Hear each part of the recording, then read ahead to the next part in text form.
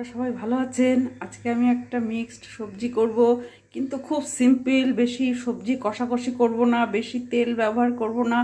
এই নুন হলুদ ফুটন্ত জলে এই সবজিগুলো দিয়ে দেবো। শিম আছে, ফুলকপি আছে, বেগুন আছে, এইসব আলু আছে, আর বড়ি ভেজে রাখবো আমি, বড়িও দেবো। আর মশলার মধ্যে করব এই যে রসুন, আদা আর এই পেঁয়াজটা সব বেটে দেবো, ক্যাপসিকামও বেটে দেবো, তাহলে ঝোলটা কি ঘন ঘন হবে।